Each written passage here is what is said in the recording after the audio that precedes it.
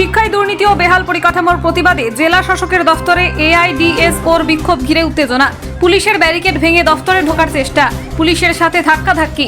শিক্ষাক্ষেত্রে ব্যাপক দুর্নীতি ও বেহাল পরিকাঠামোর প্রতিবাদে আজ বাঁকুড়ার জেলা শাসকের দফতরে এআইডিএসওর বিক্ষোভকে ঘিরে উত্তেজনা ছড়ালো। এদিন মিছিল করে এআইডিএসও জেলা শাসকের দফতরে ঢোকার চেষ্টা করলে পুলিশ ব্যারিকেড তৈরি করে মিছিল আটকায়। আন্দোলনকারীরা ব্যারিকেড ভেঙে দফতরে ঢোকার চেষ্টা করলে পুলিশের সাথে কার্যত ধাক্কাধাক্কি হয় আন্দোলনকারীদের। শিক্ষকের অভাবে রাজ্য জুড়ে একের পর এক স্কুল বন্ধ হয়ে যাচ্ছে। বন্ধ বহু কলেজের পঠন পাঠন। কলেজে ভর্তির ক্ষেত্রে জটিলতার শিকার হচ্ছে পড়ুয়ারা। পরিকাঠামোর অভাবে ধুঁকছে অধিকাংশ শিক্ষা প্রতিষ্ঠান। নেট ও নিটের মতো সর্বভারতীয় পরীক্ষায় একের পর এক দুর্নীতি সামনে আসছে। এর জন্য দায়ী কেন্দ্রের ও রাজ্যের শিক্ষানীতি। অবিলম্বে সেই শিক্ষানীতি বদলের দাবিতে আজ বাঁকুড়া জেলা শাসক দফতরের সামনে জেলা শাসক দফতরের অভিযানের ডাক দেয় এআইডিএসওর তরফ থেকে। আজ সকালে বাঁকুড়া শহরের তামলিবাঁধ ময়দানে ওই ছাত্র সংগঠনের কর্মীরা জমায়েত করে সেখান থেকে নিজেদের দাবিতে মিছিল শুরু করেন। সংগঠনের কর্মী সমর্থকদের মিছিল শহর পরিক্রমা করে বাঁকুড়া জেলা শাসকের দফতরের দিকে যেতেই পুলিশ ব্যারিকেড তৈরি করে মিছিল পথ আটকায়। ব্যারিকেড ভেঙে এআইডিএসওর কর্মীরা জেলা শাসকের দফতরের দিকে এগোনোর চেষ্টা করলে পুলিশের সঙ্গে কার্যত ধাক্কাধাক্কি শুরু হয় এআইডিএসওর কর্মীদের। পরে সেখানেই বিক্ষোভ দেখাতে শুরু করেন কর্মীরা। এআইডিএসওর দাবি, অবিলম্বে দাবি পূরণ না হলে আগামী দিনে আরো বৃহত্তর আন্দোলন হবে। রাজ্য সরকারের শিক্ষা নীতিতে বিপর্যস্ত এই রাজ্যের এবং সারা দেশের শিক্ষা ব্যবস্থা। এ রাজ্যের ৮,২০৭টি সরকারি স্কুল বন্ধ এবং বাঁকুড়া জেলায় ৮৮৬টি সরকারি স্কুল বন্ধ হওয়ার মুখে। এই যে সরকারি স্কুল বন্ধের যে চক্রান্ত, এবং আমরা লক্ষ্য করছি দীর্ঘদিন স্কুলে শিক্ষক নিয়োগ হয়নি, স্কুলে অসংখ্য শিক্ষক পদ শূন্য পদ পড়ে সেখানে নিয়োগ হচ্ছে না। উপরন্তু একাদশ দ্বাদশের সেমিস্টার চালু হয়েছে, এখনও ছাত্রছাত্রীরা পাঠ্য বই পায়নি। তারা পড়বে কি করে? উচ্চশিক্ষা সংসদ বলছে পিডিএফ ডাউনলোড করে পড়তে, এবং এদের পরীক্ষা হবে সেপ্টেম্বর মাসে।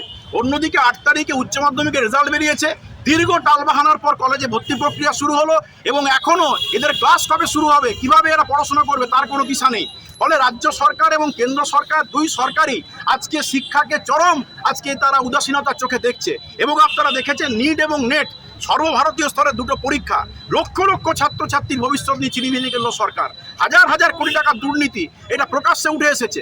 ফলে এই যে আজকে কেন্দ্র এবং রাজ্য সরকারের শিক্ষানীতি, সেই শিক্ষানীতির বিরুদ্ধে আগামী দিনে গোটা দেশ জুড়ে আন্দোলন হচ্ছে, রাজ্য জুড়ে আন্দোলন হচ্ছে।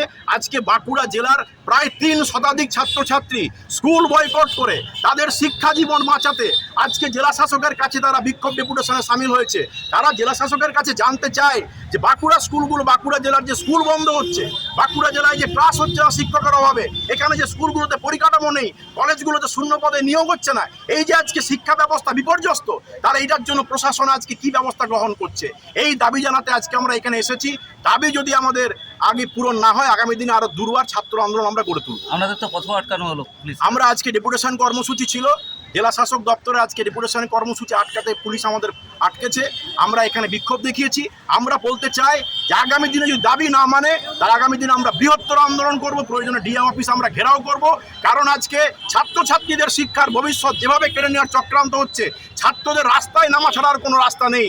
শিক্ষা বাঁচাতে ছাত্রদেরকে রাস্তায় নামতে হবে, এবং আগামী দিনে গোটা দেশ জুড়ে, রাজ্য জুড়ে এবং বাঁকুড়া জেলা জুড়েও কিন্তু ছাত্র আন্দোলন গড়ে উঠবে। আপনার নাম? আমার নাম বিশ্বজিৎ রায়, আমি এআইডিএসও পশ্চিমবঙ্গ রাজ্য কমিটির সম্পাদক। Desk report, express Kolkata.